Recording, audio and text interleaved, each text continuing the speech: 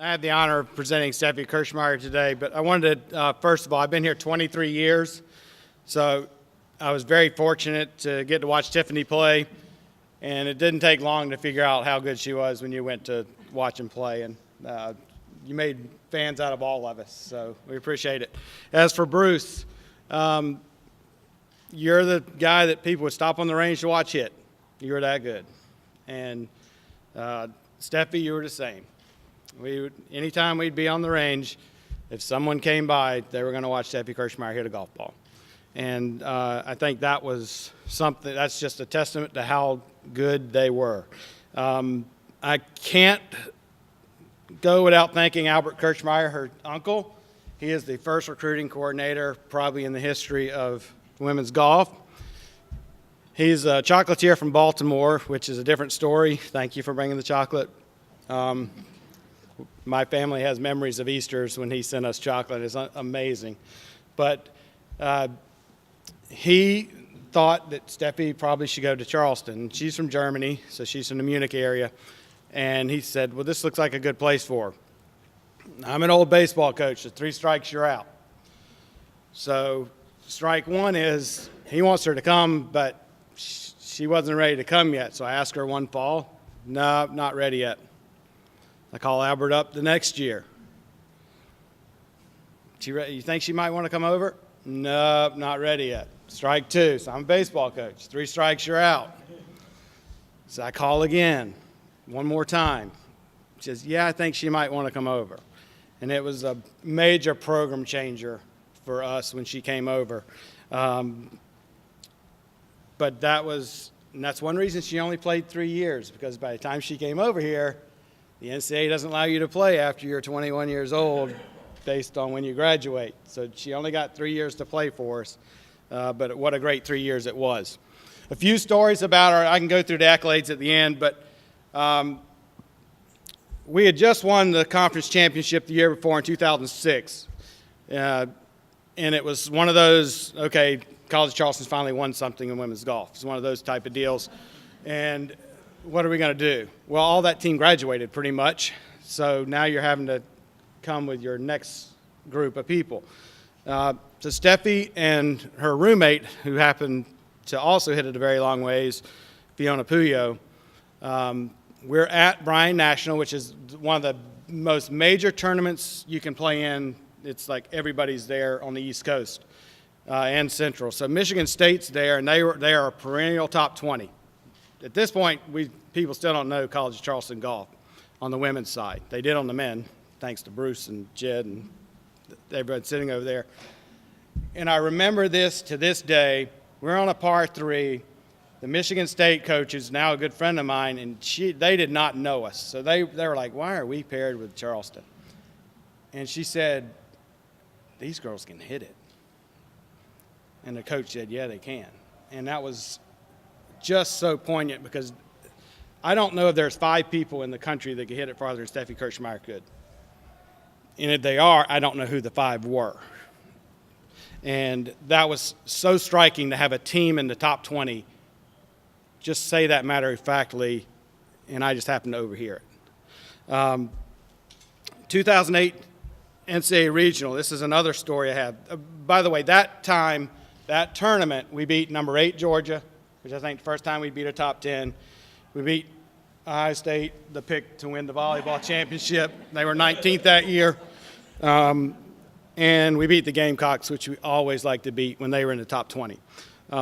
So we go 2008 NCAA championship, or regionals. Steffi is there at Texas. I looked this up last night to make sure I was right. It was 18th hole. You probably don't remember. It is, I will preface this by saying it was Texas. It was downwind. But we were on a 410-yard hole, and after she hit her tee shot, we were 98 yards out. That's 312 yards for some of you golfers. That's the talent she had. And she ended up with a national ranking that year of 28th in the country. She was named All-American, honorable mention All-American that year. Her senior year, that's the other big memory I have. And I know we talked about it last night at dinner. She was hurt. So we go, Carol Preisinger, who's one of the teaching professionals locally, she had a swing of her when she was at Texas hitting these 312-yard drives. The next year we go, and we did not realize how much pain she was in. And we get a picture, and I bet her swing was 2/3 the length of what it was the year before. And to watch her play in the pain she did her last year was tough, but she still led us to a regional bid. She still averaged 75, still was all conference, still one of the best players you'd ever see. And when you saw the video, you really knew just how much pain she was playing in, but she still had that desire to win, much like Tiffany, much like Bruce. So she went on to play professionally for 4 years. I think it was Ladies European Tour. She now works for a golf company. I think it's Classic Golf, is that right? So she's a club fitter, sells clubs, and we're a Cougar family. Women's golf is particularly a Cougar family. We're very family-oriented. Grandma, Grandpa are here. That's my wife's parents. Carol's here. They all support the program. It really is a family-oriented deal. And, her company now sponsors Laura Fumstuck, who left here a couple years ago to play professionally, and it's just a big circle. And I'm sure it's the same way with volleyball, same way with men's golf. But once a Cougar, always a Cougar. And I think she models that as much as any player we ever had. I did say she was a program changer. So when you talk about a Hall of Famer, you're talking about program changers. Gretchen Zeller, I know she was a good friend of yours, Bruce. Names known by everybody that's ever met Gretchen. When I'm a coach, this is my 23rd year, you look at how, what were significant times in your program. Gretchen Zeller signing here was one, because she was all about we can be that good. Steffi Kirchmayr was the next, when you look back, because she validated everything Gretchen believed in. And Laura Fumstuck, obviously, recently. But this is what a program changer does. This is her accolades. First time any women's sport in the history of the College of Charleston ever received an NCAA at-large bid, Steffi Kirchmayr led that team. That was 2007. She's the first women's golfer to ever earn an NCAA individual bid to the NCAA regionals. She's the first golfer to win the Stuart Walker Cup women. She's the only women's golfer still to this day that was an honorable mention All-American. It is so difficult on the women's side because the top 15 just go play by themselves, and it's hard to get a schedule strong enough to be in that elite group, and Steffi made that. The biggest thing to me, when we talk about program changers, you talk about how's a person a Hall of Famer. In the 19 years, this program started in 1988 or 89. In the 19 years prior to Steffi Kirchmayr stepping on campus, we won one conference championship. We went to the regionals one time. Since 2006, or 2007 when she stepped on campus, which I think is 12 years, we've now won 3 conference championships, finished runner-up 5 times, been to the NCAAs, been represented the NCAAs 10 out of the last 12 years. That's called a program changer. And I can't have any more, you're unbelievable. And we appreciate you for having come here. I am honored to present you for the Hall of Fame. So you can come up here and I'll get your plaque.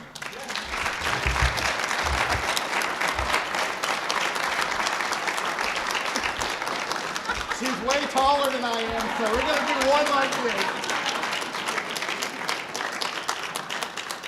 Then I'll let you, wait, we got to get it. I can't. Well, this would be a lot easier in German. I hope you don't mind my German accent, which is back, unfortunately, after 10 years back in Germany. Well, I took some notes, but I'm not sure if I can read them.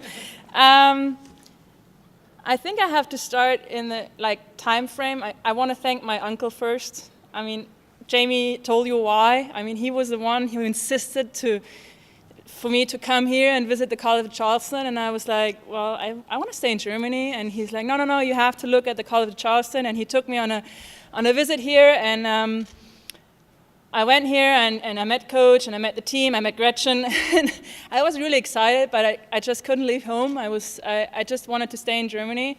So you always call Coach Saint, because he gave me another chance. And again, I turned him down and I said, I'm going to stay in Germany. And yeah, after 3 years, I finally decided to come here, and it was probably the best choice I've ever made. What I forgot, I wanted to thank you, Albert, for just supporting me all those years I was here. You took you gave me a car, you did everything, like whatever you could to make sure I just think of golf and college, and never had to think about anything financially or whatever. Even though I had a scholarship, it's still not easy with not having a dad and like having money to like just buy groceries or whatever. So he just took care of me, whatever I had. And yeah, with coming, like the third time you asked me to come, you have all reason to blame me for coming so late, for just being able to play for 3 years. But I have to say, you were the best coach I've ever had, and I still call you Coach. Whenever I call you, when I text you, I don't call you Jamie, I call you Coach, because for me, you're still my coach. And it was the best experience of my life to play for your team. And you were always there to help, no matter what it was.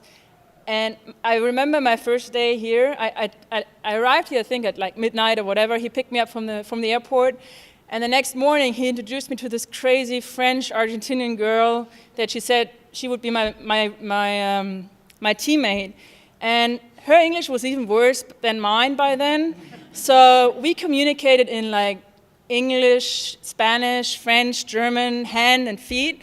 And well, it was not like we couldn't really communicate, but we were best friends from the first second we met. And I don't think you could have recruited a better person than her, personality-wise. And she was probably the greatest person in that team. Like best teammate I could have imagined. And unfortunately for you, though, you didn't only have 2 kids then. You had another 2 almost grown-ups you had to take care of and make sure they find their way home. And we got lost on campus and called him to pick us up because we had no clue where we are. And I forgot my passport in the cab and had to go to Germany the next day. And he made it happen. Like, he got that passport and made me go back to Germany. And like whatever it was, you could call him in the middle of the night and he would like always be there. And also on the golf course, although I had to take care of you sometimes when you had your shoulder surgery, shouldn't throw anything, and he was mad at us. So I also wanted to thank Carol Brown is here today. She's like one of the people who always helped the team, like no matter what it was. She volunteered a lot when we hosted a lot of tournaments, and she's always there. Like when I've not been here in 10 years, but I called her, 4 weeks ago. I was like, we haven't been in touch for maybe 8 years now, but do you think I can stay with you? And she's always there. Like no matter what, the girls on the team, they can always come to you, and she's the greatest person on earth. And like the other volunteers, I mean, you had so many volunteers when I was here supporting the team, and thank you, Carol. Yeah, I'm getting lost. I don't think I have much more to say, but I played 4 years professionally, but my dream was always to play professionally, but I always wanted to make sure I have a degree, because I've always been injured since I was a little kid, and I always had back issues, and I had back issues when I was here.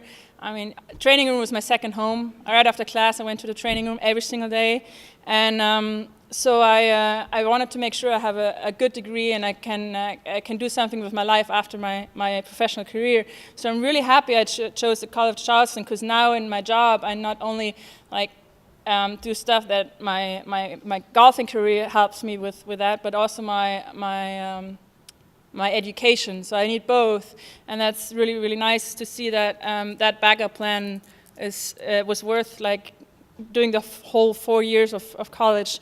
I had a neck surgery 3 years ago, so I quit playing golf professionally.